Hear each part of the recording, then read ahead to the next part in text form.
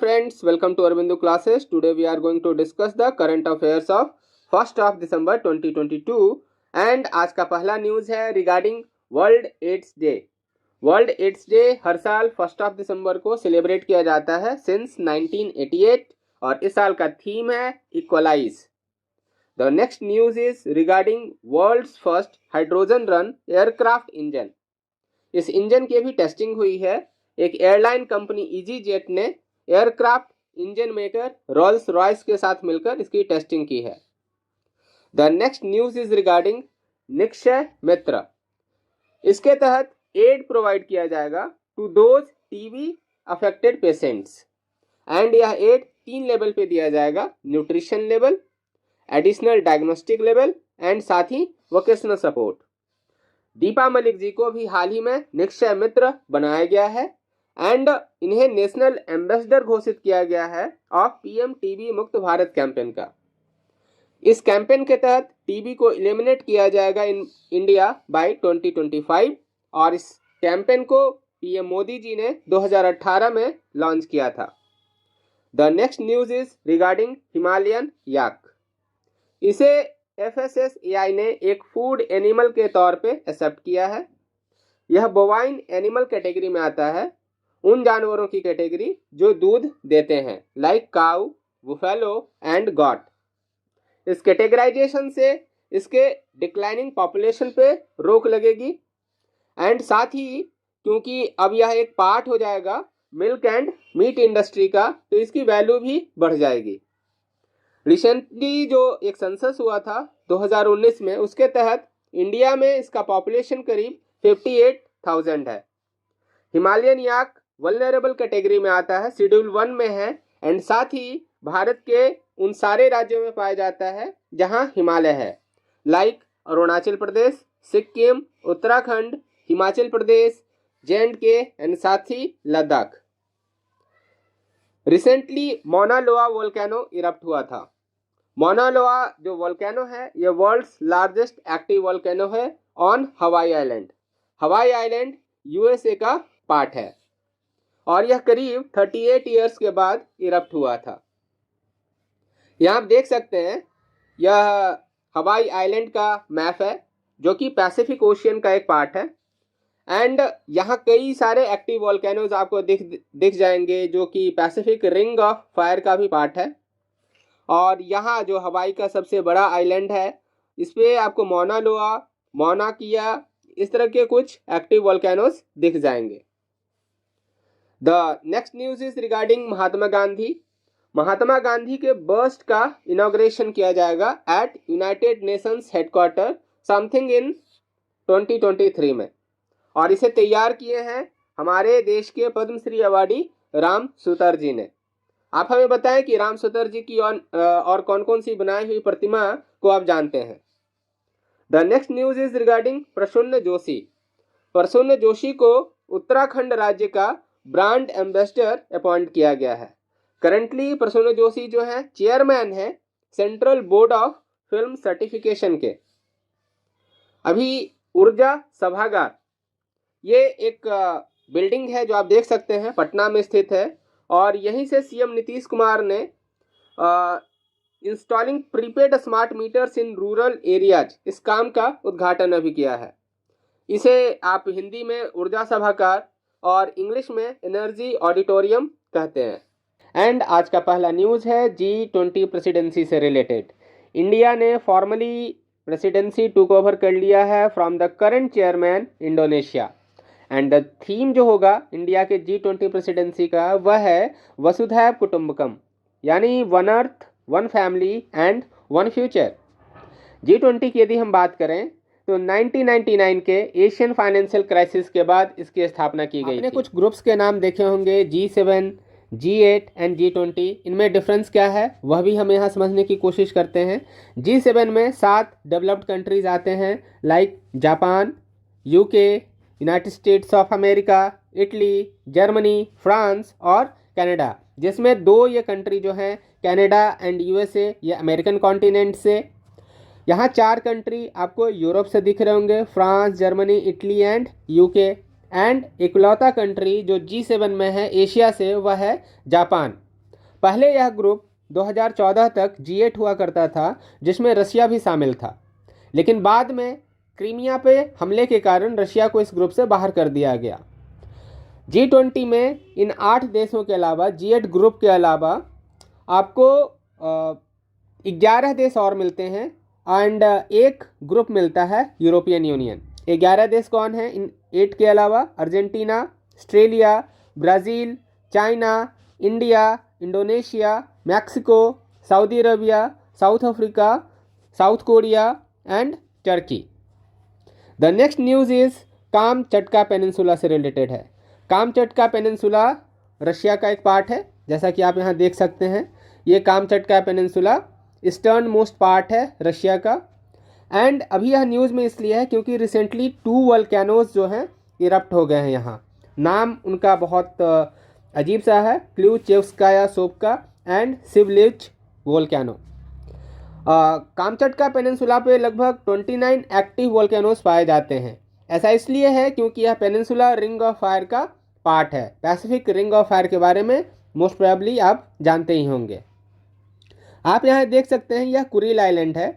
Kuril island जो है Russia और जापान के बीच कॉन्टेस्टेड है। इसको लेके दोनों देशों में विवाद है। जापान के 4 मेजर आइलैंड्स हैं, Hokkaido, Honshu, Shikoku and Kyushu. The next current affair is related to black corals. अभी इसमें कुछ ज़्यादा जानने को नहीं है, सिंपली 5 न्यू स्पीसीज जो हैं ब्लैक कोरल्स के, उनको डिस्कवर किया गया है in the great barrier reef, जो आपको पता है ऑस्ट्रेलिया के नॉर्थ ईस्ट में सिचुएटेड हैं, या फिर कह लें आप ऑस्ट्रेलिया के ईस्ट में एलोंग द कोस्ट स्थित हैं। एंड ये जो ब्लैक कोरल्स हैं सैलो वाटर्स में भी पाए जाते हैं and down to depth of over 26,000 feet भी पाए जाते हैं। यह कार्निवोर्स होते हैं। Next news is regarding maternal mortality rate. अभी recently registrar general of India ने लेटेस्ट डेटा जारी किया है एमएमआर का, कंट्री का। एमएमआर की यदि बात करें तो बिहार में 28% का ड्रॉप देखने को हमें मिला। ऑल इंडिया लेवल पे हमारा जो डाटा है वह है 97। 2016-18 में यह एमएमआर 113 था। 2015-17 पीरियड में यह 122। तो हम देख सकते हैं लगातार हम मैटरनल मोर्टेलिटी रेट में इम्प्रूव करते हुए चले जा रहे हैं। And same goes with Bihar. Bihar में भी यह लगातार आप देख सकते हैं इम्प्रूव ही हुआ है, बट फिर भी हम नेशनल एवरेज से पीछे ही हैं। यदि हम एमएमआर की बात करें तो यह होता क्या है, तो it is the number of maternal deaths during the given time period पर 1 लाख लाइव बर्थ, जो उसी सेम पीरियड में लाइव बर्थ हुए थे। अभी यदि हम जो टॉप के स्टेट्स हैं जो एमएमआर में बेहतर स्थान रखते हैं उनकी बात करें तो most of the state south India के हैं। केरला 19, महाराष्ट्र 33, तेलंगाना 43, आंध्र प्रदेश 45 और तमिलनाडु 54 है। एंड जो वर्स्ट स्टेट की यदि बात करें तो इसमें सबसे ख़राब पोजीशन बड़े स्टेट्स में असम का है, जहां 195 है। उसके बाद मध्य प्रदेश 173, उत्तर प्रदेश 167 एंड छत्तीसगढ़ 137 है। यदि हम 19 स्टेट्स एंड यूटीज़ की बात करें, जो बड़े बड़े स्टेट और यूटी हैं, उनमें बिहार का स्थान 6ठा है। गंगा वाटर सप्लाई स्कीम, यह स्कीम हाल ही में बिहार में लॉन्च किया गया था। It was launched by CM Nitish Kumar at Rajgir. इस स्कीम के फर्स्ट फेज में इंश्योर किया जाएगा uninterrupted drinking water supply to 3 cities of Bihar, Rajgir, Gaya and Bodhgaya. Second phase में नवादा में भी ड्रिंकिंग वाटर सप्लाई किया जाएगा। इस स्कीम के तहत गवर्नमेंट यह इंश्योर कर रही है कि प्रति व्यक्ति 135 लीटर शुद्ध पेयजल की सप्लाई किया जाए। पहले चरण में राजगीर, गया और बोधगया में, और अगले साल नवादा शहर में भी इसकी सप्लाई को शुरू कर दिया जाएगा। इसमें होगा क्या कि गंगा से पानी लिया जाएगा और उसको भेज दिया जाएगा पंपिंग के द्वारा स्टोरेज रिजर्वायर्स में, जैसे राजगीर, गया, बोधगया, इन सब जगहों पे भेज दिया जाएगा। वहाँ स्टोरेज जो पानी होगा उनको फिर वाटर ट्रीटमेंट प्लांट में ट्रीट करके पूरे शहर में वाटर सप्लाई को इंश्योर किया जाएगा। Current affairs is regarding international day for abolition of slavery. हर साल 2 दिसंबर को सेलिब्रेट किया जाता है international day for abolition of slavery. And यह अवेयरनेस जनरेट करने के लिए है सो दैट कि ह्यूमन ट्रैफिकिंग, चाइल्ड लेबर पे लगाम लगाया जा सके। यदि हम इंडिया की बात करें तो इंडिया में इंडियन स्लेवरी एक्ट 1843 के तहत स्लेवरी को एबॉलिश किया गया था। इस एक्ट को हम एक्ट 5 ऑफ 1843 भी कहते हैं। और इस समय हमारे देश के जो गवर्नर जनरल थे वह थे लॉर्ड एलन बोरो, जिनका कार्यकाल 1842 से 44 तक था। The next current affairs is from sport. Kriti Raj Singh, इन्होंने अभी हाल ही में सब जूनियर कॉमनवेल्थ चैंपियनशिप में 6 गोल्ड मेडल्स जीते हैं। किस इवेंट में? वेट लिफ्टिंग के इवेंट में, और यह है खुसरूपुर पटना से। And that's all for today. Thank you guys, see you tomorrow.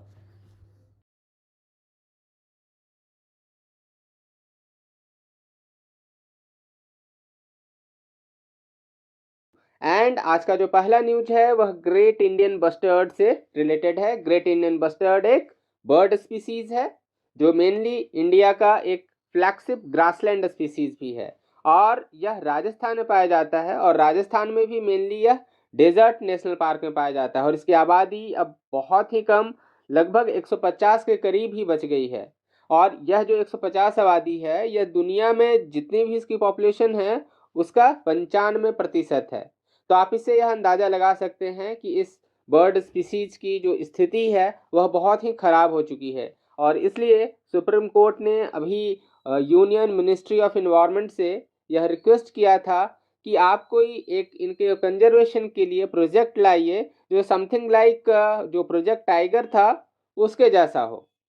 आपको बता दें कि प्रोजेक्ट टाइगर एक बहुत ही सक्सेसफुल गवर्नमेंट की स्कीम थी, एक कंजर्वेशन एफर्ट था जिसके तहत टाइगर को कंजर्व किया जाना था। टाइगर का आज जो आईयूसीएन स्टेटस है वह इंडेंजर्ड है, और ग्रेट इंडियन बस्टर्ड का क्रिटिकली इंडेंजर्ड है। प्रोजेक्ट टाइगर के बारे में यदि हम बात करें तो इसे लॉन्च किया गया था 1973 में, और यह एक सेंट्रली स्पॉन्सर्ड स्कीम था ministry of environment, forest and climate change का ही। जब इसे लॉन्च किया गया था तो 9 टाइगर रिजर्व थे इसके अंदर में, जो आज बढ़कर 54 हो चुके हैं। एंड टोटल जोग्राफिकल एरियाज जो इस कंजर्वेशन एफर्ट में आते हैं वह है 2.23% of the entire country area. And tiger के कंजर्वेशन से रिलेटेड यदि हम बात कर रहे हैं तो वर्ल्ड टाइगर डे भी देख लेते हैं। World tiger day 29 of July को सेलिब्रेट किया जाता है, और आईयूसीएन इसे एक फ्लैगशिप और अम्ब्रेला दोनों स्पीसीज मानता है। यदि हम 2018 के टाइगर सेंसस की बात करें जो कि 2019 में हमारे सामने आया था, तो इंडिया में टोटल नंबर ऑफ टाइगर्स अभी 2967 है। And most of the tigers Madhya Pradesh में पाए जाते हैं, 526 हैं ये। एंड इंडिया को कहा जाता है कि 80% of the tigers in the world जो हैं वह सिर्फ भारत में पाए जाते हैं। प्रोजेक्ट टाइगर को इम्प्लीमेंट करने के लिए जो नोडल एजेंसी है वह है national tiger conservation authority. And जब हम इस सेंसस की बात करते हैं, टाइगर सेंसस 2018, तो आपको बता दें 2014 के सेंसस से 33% की इंक्रीज इन पॉपुलेशन देखने को मिला था। और एक स्पेशल मोबाइल एप्लीकेशन का भी यूज़ किया गया था इस टाइगर सेंसस में, जिसे हम एम स्ट्राइप्स कहते हैं। Maximum number of population tiger का मध्य प्रदेश में हमने जाना, उसके बाद यह कर्नाटका में था, फिर उत्तराखंड।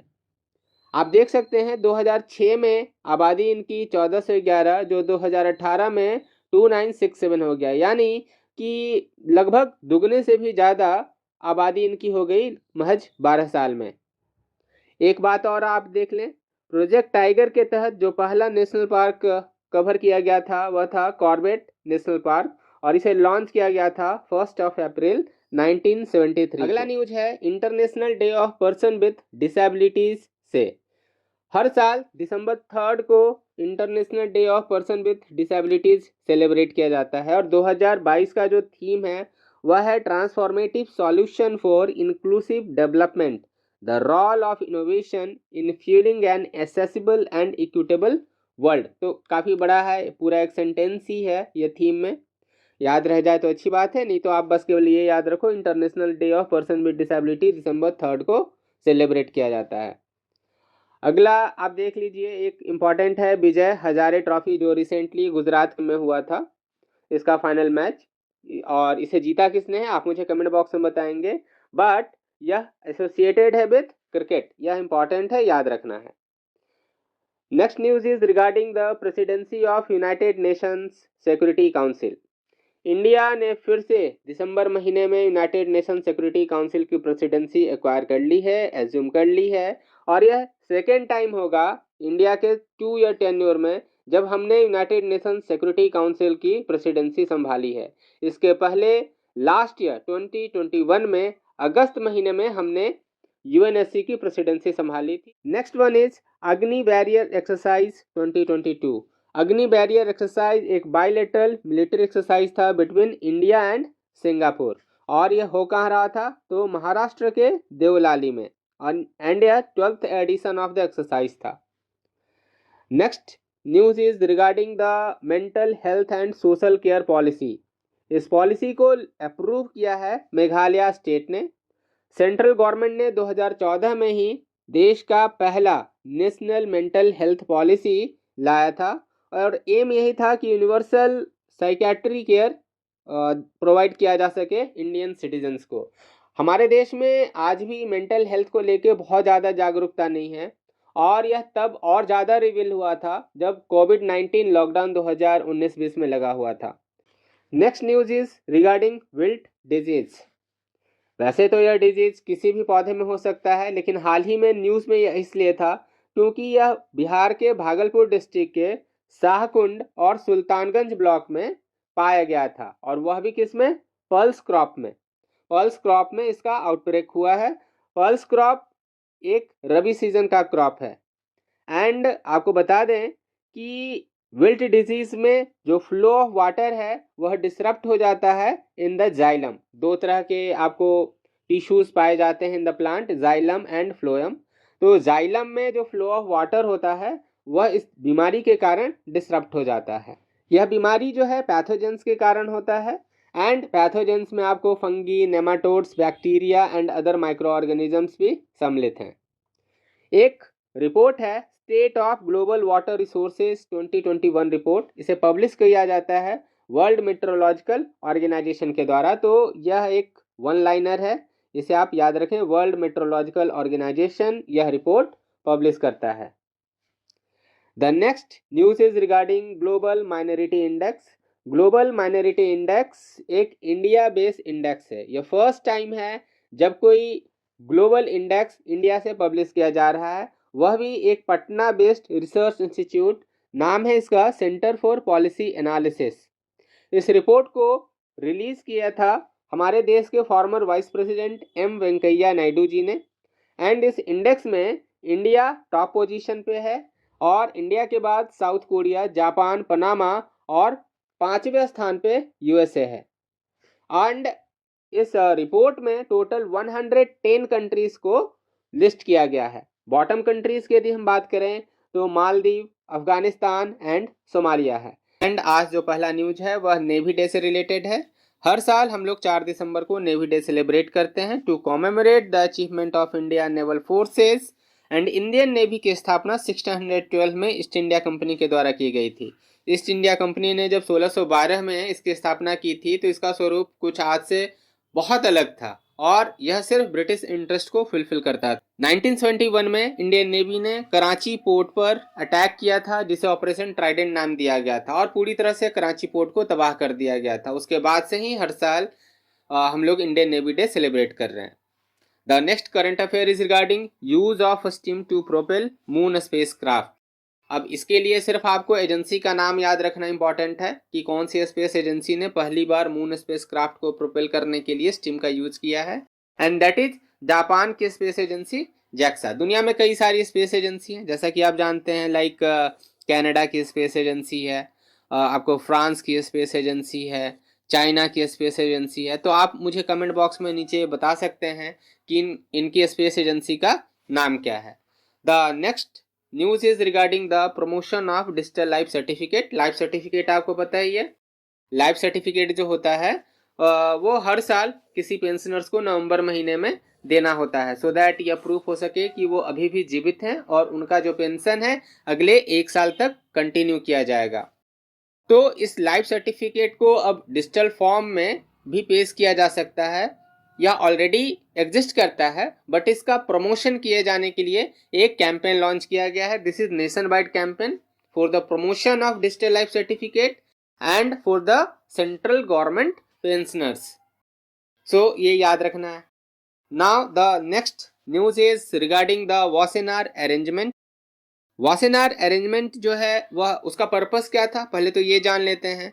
सो ये अरेंजमेंट था for the control for conventional arms and dual use goods and technology, और इसमें जो टोटल मेंबर्स हैं वह 42 हैं एंड इंडिया भी इसका एक मेंबर है। The next news is regarding the plastic waste management programme. इसे शुरू किया है यूएनडीपी ने। यूएनडीपी मतलब United Nations Development Programme, and it will help those people जो कि वेस्ट सेग्रीगेशन इंडस्ट्री में काम कर रहे हैं। मोस्टली इंडिया में यह जो वेस्ट सेग्रीगेशन इंडस्ट्री है वह इनफॉर्मल इंडस्ट्री है, तो इनको हम फॉर्मल इकोनॉमी की तरफ प्रोपेल कर सकें, इसके लिए यह plastic waste management programme launch किया गया है। आप नॉर्मली इस वेस्ट सेग्रीगेशन इंडस्ट्री को कबाड़ी वाले के नाम से जानते हैं। The next news is regarding a book called India the mother of democracy. इस बुक को लॉन्च किया है हमारे सेंट्रल मिनिस्टर धर्मेंद्र प्रधान जी ने। यह मिनिस्टर ऑफ एजुकेशन के साथ साथ स्किल डेवलपमेंट मिनिस्टर भी हैं, एंड इसे प्रिपेयर और पब्लिश किया है Indian council of historical research ने। एक बॉडी है यह मिनिस्ट्री ऑफ एजुकेशन के अंदर। इस बुक में दिखाया गया है कि किस तरह से हमारे जो डेमोक्रेटिक इथोस हैं वह हमने इनग्रेन किए since the dawn of our civilisation. So this is all about this book. The next news is from Nagaland. It is about hornbill festival.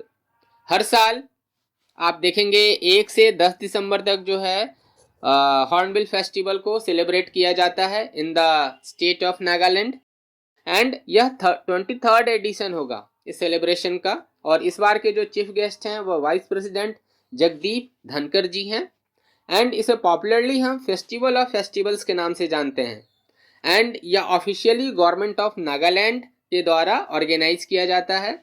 आप जानते हैं नागालैंड में कई सारे ट्राइबल्स रहते हैं, तो ये सारे ट्राइब्स जो हैं इस फेस्टिवल में पार्ट लेते हैं। इंटर ट्राइबल इंटरेक्शन यहाँ होता है, एंड प्रमोशन होता है नागालैंड के कल्चरल हेरिटेज का, और इसे ऑर्गेनाइज किया जाता है नागालैंड के एक हेरिटेज विलेज किसामा में, जो कि कोहिमा जो नागालैंड का कैपिटल है वहां से महज 12 किलोमीटर ही दूर है। नाम जो इसका हॉर्नबिल फेस्टिवल है वह इंडियन हॉर्नबिल एक बर्ड है उसके नाम पे रखा गया है। आप हॉर्नबिल के बारे में देख लेते हैं। यह एक वल्नरेबल कैटेगरी में आता है आयुसीएन के अंदर, एंड आप देखेंगे तो यह काफ़ी लंबी उम्र होती है इसकी। लगभग यह कैप्टिविटी में 50 साल तक जीवित रह सकते हैं, एंड नॉर्थ ईस्ट में नागालैंड में तो इसकी पॉपुलेशन हमें देखने को मिलती ही है। इसके अलावा इसका एक significant proportion of population in the Western Ghat और नीलगिरी में भी हमें देखने को मिलता है। तो आप हमें बताएं कि यह भारत के किस दक्षिणी राज्य का स्टेट बर्ड भी है इंडियन हॉर्नबिल। इंडियन हॉर्नबिल को हम लोग फॉरेस्ट इंजीनियर्स के नाम से जानते हैं, फार्मर्स ऑफ द फॉरेस्ट भी कहते हैं, and they play a key role in dispersing seeds of tropical trees. And now the next news is regarding the national food laboratory जो FSSAI के अंदर आता है, एंड जो अभी लेटेस्ट नेशनल फूड लेबोरेटरी था यह बिहार के रक्सौल में खोला गया है, एंड इसका इनॉग्रेशन हमारे सेंट्रल मिनिस्टर मनसुख मांडविया जी ने किया है, जो minister of health and family welfare और केमिकल एंड फर्टिलाइजर्स ये दोनों मंत्रालय देखते हैं। भारत का पहला इथेनॉल प्लांट कहाँ ओपन किया गया है, तो it is opened in Purnia district of Bihar, and it was inaugurated by the CM of Bihar mister Nitish Kumar. आज का जो पहला न्यूज है वह है all women supreme court bench. This is third time in the history of supreme court that a bench comprising only women जजेज जो कि केसेस को हियर करेंगे। हमारे जो सुप्रीम कोर्ट के सीजेआई हैं वह हैं डीवाई चंद्रचूड़। इन्होंने अभी जो बेंच बनाया जस्टिस हिमा कोहली और जस्टिस बेला एम त्रिवेदी को मिलाकर, यह सिर्फ और सिर्फ विमेन को ही कंसिस्ट किए हुए थे। एंड आप यहाँ फोटोग्राफ में देख सकते हैं, ये हैं justice Hima Kohli and says justice Bela M Trivedi. और ये जो तीसरी जज आप देख रहे हैं ये है जस्टिस नागरत्ना। तो टोटल हमारे सुप्रीम कोर्ट में वर्तमान में यह 3 विमेन जजेज हैं और आगे जाकर ऐसा उम्मीद है कि जस्टिस नागरत्ना जो हैं भारत की पहली विमेन सीजेआई भी बनने वाली हैं। और यदि हम बात करें पहली बार कब कोई ऐसा बेंच बना था जिसमें सिर्फ विमेन थी, ओनली विमेन बेंच, तो यह 2013 में हुआ था और दूसरी बार ऐसा 2018 में हुआ था। एंड भारत की जो पहली विमेन जज थी इन सुप्रीम कोर्ट वह थी फातिमा बीबी इन 1989। So that's all for this news. Next news is regarding zombie virus. इसे हम पेंडोरा वायरस योडोमा के नाम से भी जानते हैं। यह जो ज़ॉम्बी वायरस टर्म है ना, यह नाम है एक वायरस का जो कि आइस में फ्रोजन होता है। और फ्रोजन है, यह कई सालों से, हजारों सालों से फ्रोजन है और यह डॉर्मेंट स्टेट में होता है। और हाल में जो ज़ॉम्बी वायरस का सैंपल कलेक्ट किया गया है, it is from the permafrost in the Siberian region of Russia. And permafrost वह रीजन होता है जो सालों भर बर्फ के नीचे दबा होता है। ठीक है, तो इसे जो अभी डिस्कवर किया है वो फ्रेंच साइंटिस्ट ने किया है from the frozen lake in Russia. Zombie virus पे अभी बहुत रिसर्च होना बाकी है, but they have the potential to be infectious and hence they poses a threat to the humanity. Next news is regarding morality police. And morality police Hindustan में नहीं, Iran में पाए जाते हैं। एंड अभी हाल ही में ये न्यूज़ में इसलिए थे क्योंकि इस पुलिस फोर्स को स्क्रैप कर दिया है ईरान की गवर्नमेंट ने। क्यों किया? Because there was a protest in Iran for the last 2 month, जो कि महसा अमीनी एक ईरानियन विमेन थी, इनकी हत्या हो गई थी।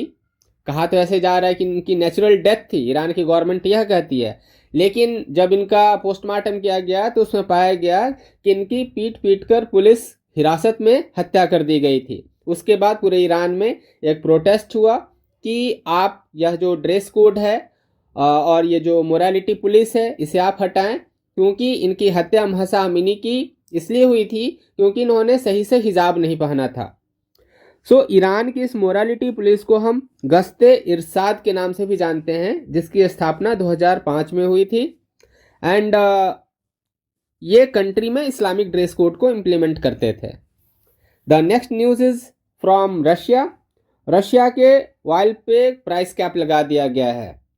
पूरा वेस्टर्न वर्ल्ड अभी रशिया यूक्रेन वॉर में रशिया के अगेंस्ट और यूक्रेन के साथ आ चुका है। अभी यहाँ पे उन्होंने रशिया की फंडिंग को कम करने के लिए कि रशिया के पास पैसे ना रहें, रशिया यह लड़ाई ना लड़ सके, इसलिए उन्होंने रशिया के जो भी इनकम के सोर्सेस थे उन पे लगाम लगाने शुरू कर दिए हैं। एंड इसी अटैम्प्ट में G7 एंड ऑस्ट्रेलिया एग्री हो गया है for a price cap of $60 पर barrel on Russian seaborne crude oil.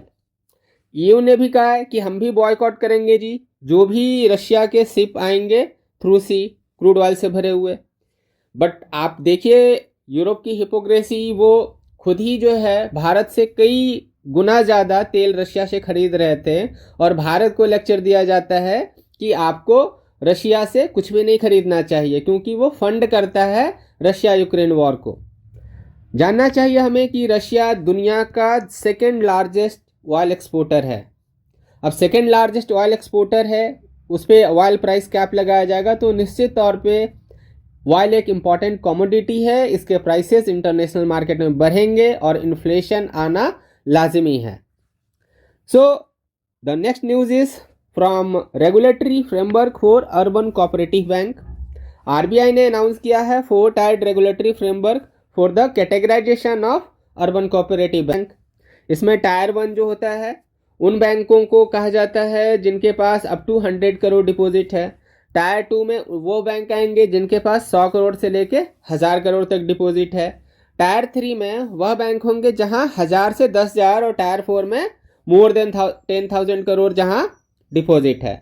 अभी हाल ही में आप देख लीजिए एक NS विश्वनाथन कमेटी का गठन किया गया था to examine issues related to urban cooperative bank. तो ये कुछ फैक्चुअल पॉइंट्स थे, ये ध्यान में रखने हैं।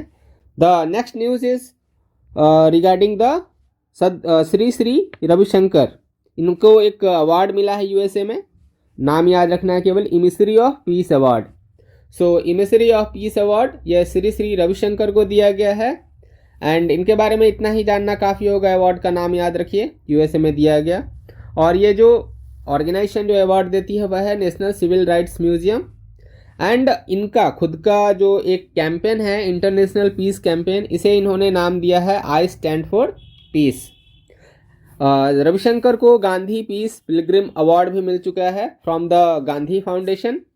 एंड इनका एक फेमस फाउंडेशन है, उसका नाम है आर्ट ऑफ लिविंग फाउंडेशन, जहां ये जीवन जीने की कला सिखाते हैं। The next news is regarding the book prize, जिसका नाम है 5th Kamala Devi Chattopadhyay NIF book prize. यह बुक प्राइज जो है 2022 में शेखर पाठक जी की book the Chipko movement a people's history को दिया गया है। This book is translated from the Hindi by Manisha Chaudhary.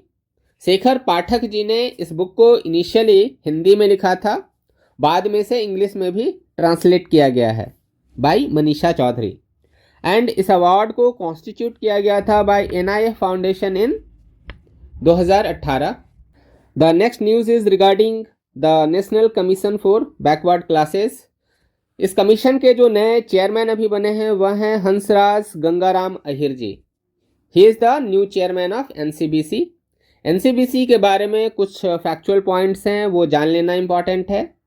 Article 338B से हम NCBC के ओरिजिन को देखते हैं।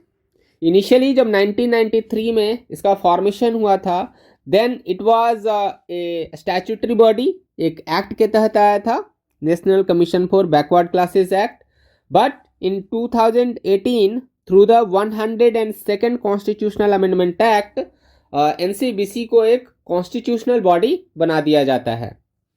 इसके कॉम्पोजिशन की यदि हम बात करें तो इसमें एक चेयरमैन, एक वाइस चेयरपर्सन एंड 3 मेंबर्स होते हैं, और इनको अपॉइंट करते हैं प्रेसिडेंट, और इनको रिमूव भी किया जाता है प्रेसिडेंट के द्वारा ही।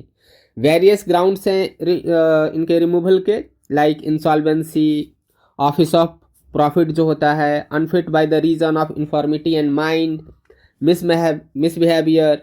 और इनका जो वर्क है नाम से ही क्लियर है कि to safeguard interest and welfare of socially and educationally backward classes. The next news is regarding G20 की जो मीटिंग है वह बिहार में भी होगी। G20 की मीटिंग यह जो बिहार में है, बिहार के कैपिटल सिटी पटना में होगा। एंड यह 6 और 7 ऑफ मार्च 2023 को हेल्ड किया जाएगा। एंड यह इस बार का 2023 का जो लोगो इंडिया ने इशू किया है G20 मीटिंग का। आज हम सबसे पहले देखेंगे महापरिनिर्वाण दिवस के बारे में। 6 दिसंबर को महापरिनिर्वाण दिवस मनाया जाता है क्योंकि इसी दिन डॉक्टर भीमराव अंबेडकर की पुण्यतिथि है। सो इनके डेथ एनिवर्सरी को सेलिब्रेट करने के लिए महापरिनिर्वाण दिवस मनाया जाता है। तो हम देख लेते हैं भीमराव अंबेडकर के बारे में कुछ बातें। मैंने इनके ऊपर एक स्पेसिफिक वीडियो भी बना रखा है जिसका लिंक मैं नीचे डिस्क्रिप्शन बॉक्स में दे दूंगा, आप वहां से इस वीडियो को भी देख सकते हैं। सारे आपके जो भी फैक्चुअल क्वेश्चंस एग्जाम ओरिएंटेड होते हैं भीमराव अंबेडकर से रिलेटेड, वो वहाँ से आपके कवर हो जाएंगे। सो सबसे पहले हम देखते हैं भीमराव अंबेडकर जी। यह एक ज्यूरिस्ट थे, इकोनॉमिस्ट थे, पॉलिटिशियन थे और साथ ही सोशल रिफॉर्मर भी थे। इन्हें हम आर्किटेक्ट ऑफ इंडियन कॉन्स्टिट्यूशन कहते हैं। He was the first law minister of independent India. और इनकी जो स्कूलिंग थी बहुत शानदार जगह से हुई थी, जैसे Elphinstone high school, Bombay university, Columbia, London school of economics. ये काफ़ी पढ़ाकू टाइप के इंसान थे। इन्होंने बॉम्बे स्टेट स्कॉलरशिप भी रिसीव किया था, ठीक है। एंड ये जो थे जॉन डेवे से काफ़ी प्रभावित थे, और जॉन डेवी की जो ये काम था डेमोक्रेसी के ऊपर, ये बहुत ज़्यादा उनसे प्रभावित हुए थे। डॉक्टर भीमराव अंबेडकर को गवर्नमेंट ऑफ इंडिया एक्ट 1919 के प्रिपरेशन के पहले साउथ बोरो कमिटी के सामने प्रस्तुत होने को बुलाया गया था। वहाँ इन्होंने अपनी मांग रखी थी कि हमें सेपरेट इलेक्टोरेट चाहिए, रिजर्वेशन चाहिए फॉर द अनटचेबल्स। आगे हम देखते हैं इनके बारे में। इन्होंने एक वीकली भी पब्लिश करना शुरू किया था, मुकनायक। एंड इन्होंने बहिष्कृत हितकारिणी सभा भी ऑर्गेनाइज की थी for education and development of Dalit. इनके कुछ पीरियोडिकल्स थे, बहिष्कृत भारत, समता, जनता एंड प्रबुद्ध भारत। इनको साइमन कमीशन के साथ काम करने के लिए भी अपॉइंट किया गया था। इन्होंने महार सत्याग्रह को लीड किया था फॉर द राइट्स ऑफ दलित। दलितों के साथ काफ़ी ज़्यादा उस समय अन्याय हो रहा था। अनटचेबल्स को बहुत ही ज़्यादा समाज में हे दृष्टि से देखा जाता था, जिसको लेके महात्मा गांधी भी चिंतित थे, साथ ही ये भीमराव अम्बेडकर भी चिंतित थे। लेकिन दोनों के जो काम करने के तरीके थे उनमें अंतर था। महात्मा गांधी हमेशा से ये मानते रहे थे कि अनटचेबल्स जो हैं वो हिंदू सोसाइटी के ही पार्ट हैं और उनका जो भी प्रॉब्लम है उनको हम हिंदू समाज में रह के ही उसको सॉल्व करेंगे। लेकिन भीमराव अम्बेडकर इसको एक अलग तरीके से देखते थे, वो एक अलग नज़रिया था उनका। वो अनटचेबल्स को हिंदू से अलग समझ रहे थे। इनका कहना था कि आप जो है इनके लिए एक अलग से रिजर्वेशन दीजिए, तभी जो इनके साथ अन्याय हो रहा है उसे दूर किया जा सकता है। 1927 में हम देखते हैं कि ये ओपनली क्रिटिसाइज करते हैं मनुस्मृति को क्रिटिसाइज करते हैं। इवन जो उसकी कॉपीज थी उसको ये बर्न भी करते हैं। ठीक है। 1930 में ये कलाराम टेम्पल सत्याग्रह नासिक में लॉन्च करते हैं, क्योंकि आप देखेंगे उसमें अनटचेबल्स को टेम्पल एंट्री पर भी रोक लगी हुई थी। 1932 में हम देखते हैं कि फेमस पूना पैक्ट साइन किया गया था बिटवीन भीमराव अम्बेडकर एंड महात्मा गांधी, और महात्मा गांधी को यहाँ रिप्रेजेंट कर रहे थे उस समय मदन मोहन मालवीय। यहाँ पे सेपरेट इलेक्टोरेट को लेके दोनों की बातचीत हो रही थी, दोनों में एक कॉन्सेंसस डेवलप करने की कोशिश की जा रही थी कि डिप्रेस्ड क्लासेस को सेपरेट इलेक्टोरेट दिया जाए या नहीं दिया जाए। 1936 में इन्होंने इंडिपेंडेंट लेबर पार्टी की स्थापना की। और भी बहुत सारे फैक्ट हैं डॉक्टर भीमराव अम्बेडकर से रिलेटेड, मैंने जिसका जिक्र वीडियो में किया है। आप प्लीज उस वीडियो को देखें, नीचे लिंक में दिया गया है। The next current affair is regarding 51st मैत्री दिवस। ये सेलिब्रेट किया गया ढाका बांग्लादेश में, क्योंकि आप देखेंगे कि 6 दिसंबर 1971 को ही बांग्लादेश एक इंडिपेंडेंट कंट्री के तौर पे उभरकर सामने आता है। एंड हमने बांग्लादेश को रिकॉग्नाइज किया था कि बांग्लादेश एक इंडिपेंडेंट कंट्री है। सो 1971 में दिया गया हमारा रिकॉग्निशन जो था उसका यह 51st ईयर है, और इसलिए हम लोग मैत्री दिवस सेलिब्रेट करते हैं। वर्तमान में हम देखें तो ये अभी इंडिया का ही सिर्फ युग चल रहा है। अभी देखें हम तो 2022 के दिसंबर महीने में हम 2 ग्रुप्स के जो है अभी प्रेसिडेंसी हासिल कर चुके हैं। लाइक G20 के भी प्रेसिडेंसी हमें मिल गई है। साथ ही UNSC United nation security council की दिसंबर महीने की प्रेसिडेंसी जो है इंडिया के पास है। और 2023 में हम देखेंगे कि SCO शंघाई कोऑपरेशन ऑर्गेनाइजेशन की भी प्रेसिडेंसी हमारे पास होगी। आगे हम देखते हैं। Next news is from banking sector. Reserve Bank of India has raise the repo rate by a smaller 35 BPS। मतलब अभी आप देखेंगे तो पहले जो रेट था वह 5.9% था, जो बढ़ के 6.25% हो गया है। और इसका कारण उन्होंने बताया है कि we have to fight against the inflation. इन्होंने बताया है कि आगे और भी बदतर स्थिति आने वाली है इन्फ्लेशन की, और इसलिए हम जो है यह तैयारी कर रहे हैं। और इन्होंने कहा कि यह जो फैसला लिया गया है 5:1 से फैसला लिया गया है। 5:1 का मतलब 5 ने यस बोला और 1 ने बोला था नो।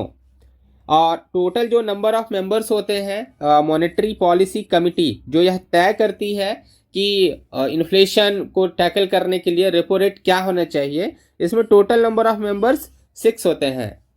RBI के गवर्नर हैं शक्तिकांत दास जी। एंड मैंने जैसे बताया कि मॉनेटरी पॉलिसी कमेटी ने डिसीजन लिया था, और इस कमेटी के हेड भी होते हैं RBI गवर्नर, 6 मेंबर। और इस कमेटी को सेटअप किया गया था through a gazette notification by central government. Repo rate होता क्या है? तो रेपो रेट वह रेट है जिस रेट पे आरबीआई लोन देता है to the commercial banks. And repo rate को हम पॉलिसी रेट भी बोलते हैं, पॉलिसी रेट।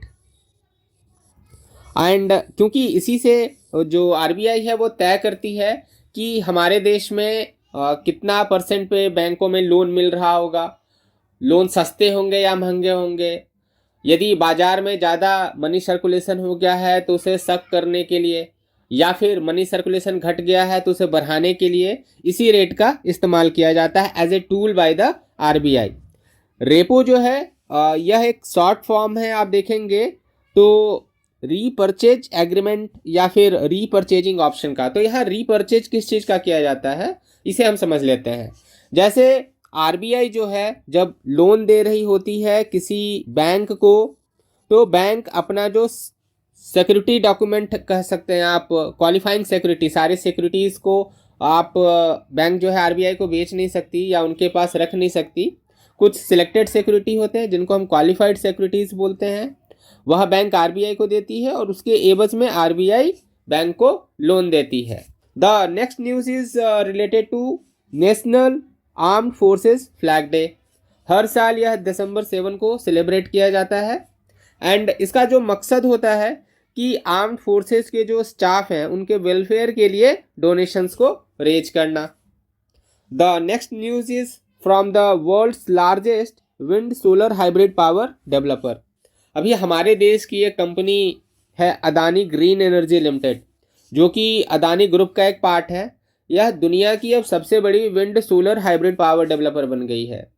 इन्होंने हाल ही में जैसलमेर में 450 मेगावाट का एक हाइब्रिड प्लांट लगाया था और उसके बाद ही इनको यह तमगा दिया गया है। The next news is regarding the global cost of living survey. यह रिपोर्ट लाती है इकोनॉमिक इंटेलिजेंस यूनिट। आप हमें बताएं कि और कौन सा रिपोर्ट जो है इकोनॉमिक इंटेलिजेंस यूनिट लाती है। Next news is regarding the surveillance centre for communicable diseases.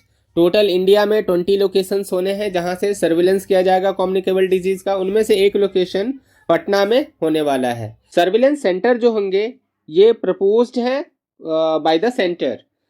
यहाँ पे रिसर्च और फोरकास्ट किया जाएगा, जो भी एपिडेमिक हो सकते हैं भविष्य में उनका फोरकास्ट किया जाएगा, लाइक डेंगू का, चिकनगुनिया का, even scrub typhus, Zika virus, अभी हाल में कोविड था। तो इस तरह के कोई भी यदि कम्युनिकेबल डिजीज है जो लगे इन्हें कि आगे जाके एक एपिडेमिक पैंडेमिक का रूप ले सकता है, तो उनके लिए सर्विलेंस सेंटर बनाने वाले हैं।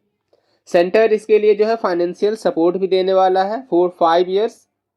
एंड इसके बाद इन 5 सालों के बाद सेंटर अपना सपोर्ट देना बंद कर देगी and this centre will continue under the state support. And that's all for today, we will see tomorrow. Thank you.